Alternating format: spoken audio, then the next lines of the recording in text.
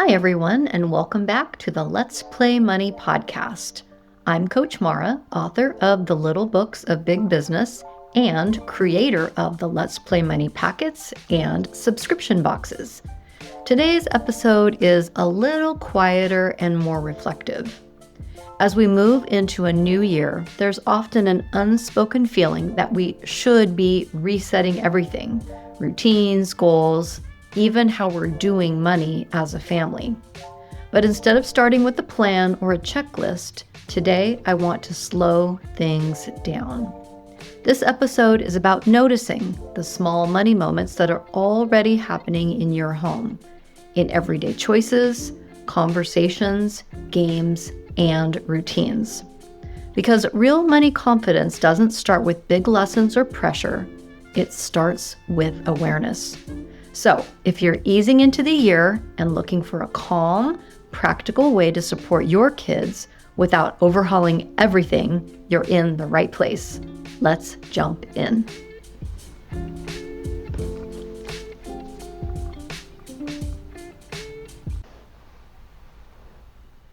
Happy New Year. January has a real new energy to it, doesn't it? I just flipped over to my new calendar that says January. And it's time to really clean up and start fresh, but it's also a lot of pressure. Most parents don't wake up thinking, I need to teach my kids about money today. We think about morning routines and getting kids to school on time. We make sure they get their homework turned in, and we look for ways to keep them active and build new skills. We sign them up for swimming lessons and soccer teams, piano practice, chess club, dance team. But we rarely or never sign them up for money class or read about money topics. Money is one of those few life skills we don't intentionally sign up for and practice, even though it shows up every single day. But today, we're not fixing anything. We're not setting goals. We're not overhauling your system.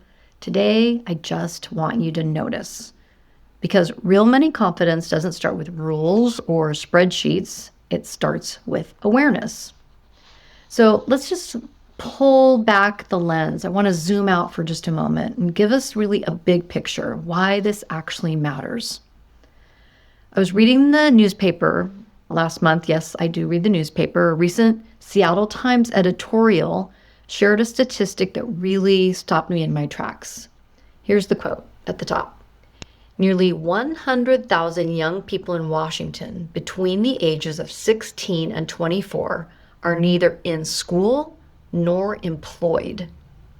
Wow, that really struck me. And actually, I will also say it didn't surprise me based on the conversations I have with parents, but I want to break this down a little bit. This group is often referred to now as, quote, opportunity youth. And what strikes me isn't the label, it's what's missing underneath of it. I talk to parents every week who have 20-something kids, and they're worried and they're frustrated about their kids being underemployed or unemployed. Most of these, I call them kids, but young adults are either working in fast food, they're doing delivery driving, they're in low-paying retail jobs, but most of them have completed high school, certainly, and many of them have a college degree. So these young adults were taught how to succeed in school.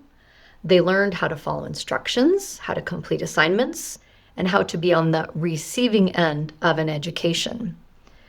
And the parents I work with truly did all the right things. They valued education. They supported their kids through high school and often college. These young adults struggle to translate education into the playing forward side of work, turning skills or effort or interest into meaningful work. They weren't given enough practice deciding forward. What do I mean by that? So kids need time to practice choosing. And I'll give you an example. In my book, Emma Mason Turns Paperwork into a Profit, Emma learns about opportunity cost. She makes a little bit of money and she wants to buy a bathrobe really, really bad. It's cozy, it's yellow, it's soft. But when she learns about spending all of her money right away or the opportunity to invest in her business, she chooses to invest in her business. Spoiler alert, she buys some business cards And later, she's able to come up and buy the bathrobe in a different scenario. But this moment really isn't at all about money. It's learning how to trade what you want now for what you're building next. And that skill, learning how to decide, how to act, and how to move forward, is what kids need long before the stakes are high, like when they've graduated high school or college. So the gap doesn't start when you're 22 or 25. It starts much earlier, when kids don't get chances to practice thinking about choices, trade-offs, effort, and value. That's why small money moments matter. They build language, they build confidence, they build the ability to move from receiving instruction to playing forward into real life. But there's good news. You don't have to start with big conversations. You start by noticing. So here's the big reframe, and I want you to hold on to this. Money lessons don't start with earning and saving. It starts with noticing what's already happening. Kids notice prices at the store. They notice choices you make. Why did we buy that? They notice routines that are changing, maybe fewer treats or packed lunches, different schedules. They notice abundance and clutter, extra toys, food waste, donations leaving the house. If your kids are noticing, learning is already happening. You don't have to add anything just yet. So let's use the example of Emma Mason again. Before Emma offers a service, she offers bookkeeping services eventually.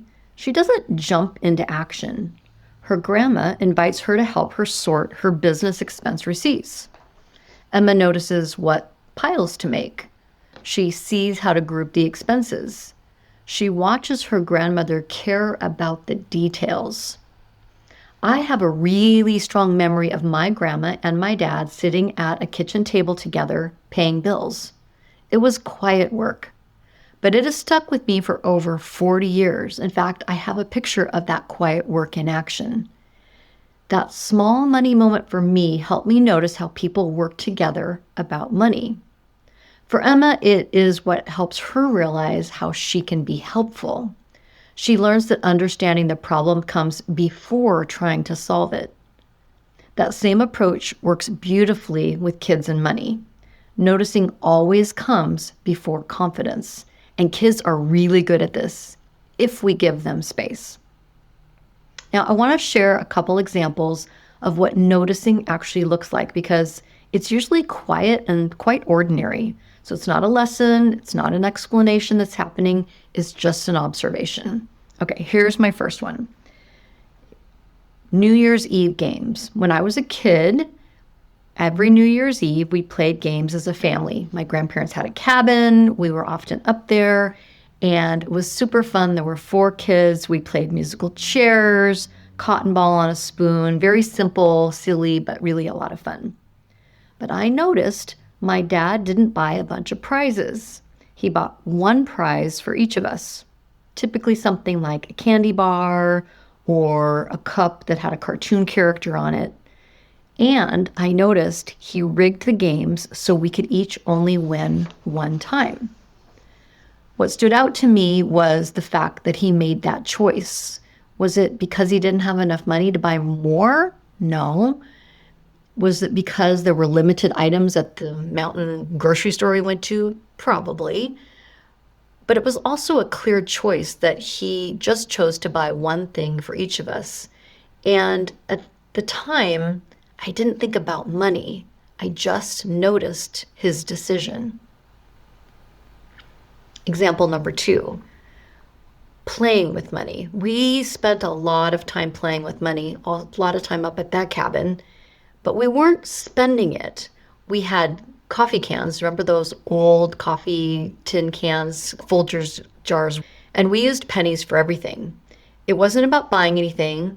It was a lot about counting. We played games like 31 or poker, other various card games, but it was all money play. We knew how to stack money, count money, and use money quickly. It wasn't an allowance. There was no lecture. It was just hands-on learning. And I noticed a lot about money. It was just developed a money skill that just was part of who I was.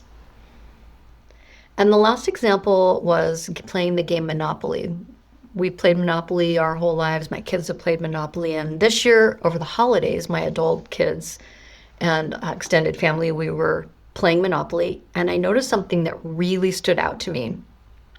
It wasn't a specialty version, but it wasn't our old one that the box was like literally falling apart and duct taped together. It was a new plain Monopoly game. The dollar sign on all of the cards, Park Place, Boardwalk, Baltic Avenue, the little dollar sign, the one with the S and the line through it, it was gone. And it was an M, like money, with a line through it. And I looked at it, I'm like, what is this? Are we playing the Star Wars version, or what game are we playing here? And I realized that they had done it consistently, and it was meaning monopoly money, M for monopoly money, not the dollar sign for money. And honestly, it bothered me. I'm like, what in the world are we doing here? Why do we change a dollar sign that kids need to learn from and start to build money knowledge around and have it be an M?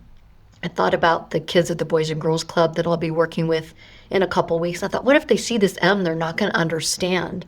So I looked it up. And what I found was the change was intentional. It was meant to make the game more universal so it could be sold all around the world. So it's not US dollars, it's monopoly money. I can understand that. But the fact that it stood out to me is the point. And that's what noticing looks like. Paying attention to the details, questioning them, which I did, and thinking about what they mean. I understand that if someone in another country is playing it, it doesn't need to look like a dollar sign. So now my learning kept going because I was noticing. All right, so let's connect this back to families. This is the kind of noticing I'm inviting you into. Not judging, not correcting, just paying attention to the choices, skills, or moments that are already happening in your family. Noticing is how patterns reveal themselves.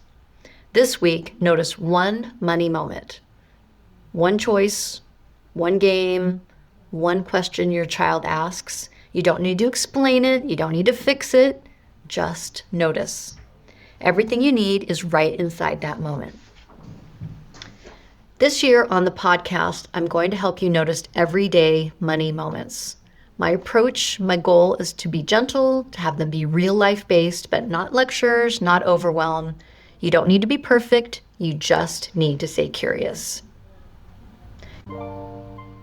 Thank you so much for spending this time with me today and being part of this work, helping kids build confidence with money in ways that feel natural and human. When families slow down enough to notice, talk, and play around money in everyday moments, it changes how kids see themselves and what they believe is possible for their future. If this episode resonated with you, the simplest way to support this mission is to share it with another parent, grandparent, or educator who's wondering how to start without pressure or overwhelm. These small conversations matter, and the more families who feel supported in having them, the stronger our communities become. As you move through the start of the year, give yourself permission to go gently. Pay attention to the moments that are already there. They're doing more work than we realize. I'll see you next time on the Let's Play Money podcast with more stories, more noticing, and more playful ways to help kids learn about money.